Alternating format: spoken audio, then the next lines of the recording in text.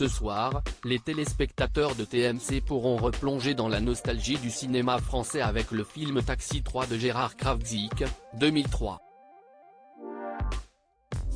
Marion Cotillard y incarne Lily Bertineau aux côtés du duo mythique de Taxi incarné par Samina Seri, Daniel, et Frédéric Diefenthal, Emilien. Sans oublier Bernard Farcy, le commissaire Gérard Gilbert, et son incontournable cri alerte général, Petra, et Édouard Montout, Alain.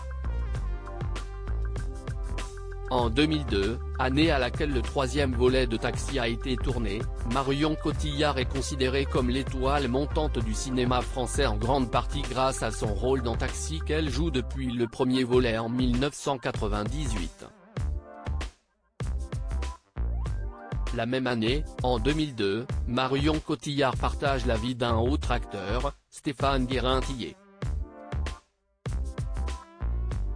Ils ont joué ensemble dans quelques courts-métrages dans Quelques jours de trop en 2000, Heureuse en 2001 et aussi dans les longs-métrages Cavalcade et Eddie réalisés par Stéphane Guérin-Tillet en 2005.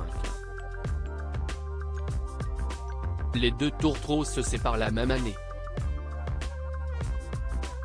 Marion Cotillard et Guillaume Canet, les Brad Pitt et Angelina Jolie à la française depuis 2007, Marion Cotillard partage la vie d'un autre grand acteur qui n'est autre que Guillaume Canet qu'elle connaît depuis 1997. Auparavant, ce dernier était en couple avec Diane Kruger avec laquelle il s'est marié en septembre 2001. De son côté, l'actrice de 47 ans a eu une relation amoureuse avec Sinclair de 2005 à 2007.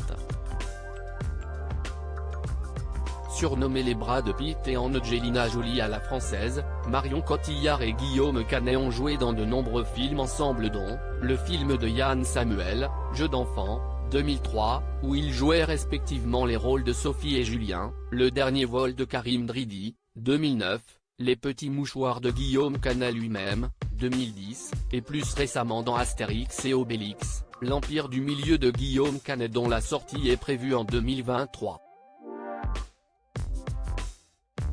En dehors des plateaux de tournage, Marion Cotillard et Guillaume Canet sont devenus parents d'un garçon, Marcel, né le 19 mai 2011 et d'une fille, Louise, née le 10 mars 2017. Le couple reste très discret sur la scène médiatique mais s'autorise toutefois quelques apparitions en public notamment à Roland-Garros.